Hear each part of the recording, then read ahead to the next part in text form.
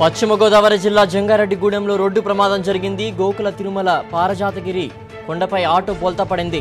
4 మహిళలు చనిపోయారు. సంబంధించి మరింత సమాచారం కరెస్పాండెంట్ వినాయక్ అందిస్తారు. వినాయక్ చెప్పండి, ప్రమాదం ఎలా జరిగింది వినాయక్? మొత్తంగా 7 మహిళలు ఒక ఆటోను మాట్లాడుకుని ఈ దేవరపల్లి మండలం చినాయగూడెం గ్రామం నుంచి జంగారెడ్డిగూడెం గ్రామానికి రావడం జరిగింది. జంగారెడ్డిగూడెం గోకుల పారిజాతగిరి శ్రీ వెంకటేశ్వర స్వామి ఆలయం వద్ద దగ్గర బంధువులకు సంబంధించిన ఒక శుభకార్యానికి వీరు హాజరయ్యారు. ఆ శుభకార్యం తర్వాత వీరందరూ కూడా భోజనం చేసి తిరిగి అదే ఆటోలో తిరుగు ప్రయాణం అవుతున్న సమయంలో ఆటో డౌన్ లో అంటే కిందకి కొండ మీద నుంచి కిందకి వస్తున్న సమయంలో ఆటో బోల్తా పడినట్టుగా తెలుస్తుంది. ఈ ఘటనలో 4 మహిళలు చనిపోయారు.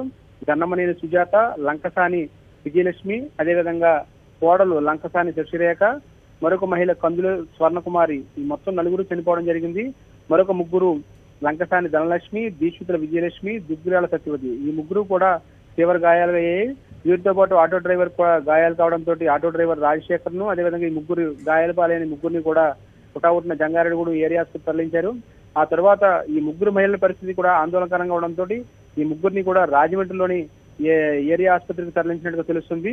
ఈ ప్రమాదం బ్రేక్ ఫెయిల్ కావడంతో జరిగిందని రాజశేఖర్ చెప్తున్నాడు. అతను స్వల్పంగా గాయాలయ్యి అతను తలకు గాయాలవడంతో ప్రస్తుతం ఇక్కడ జంగారెడ్డిగూడెం ఏరియా ఆసుపత్రిలో అతను చికిత్స ఇస్తున్నారు.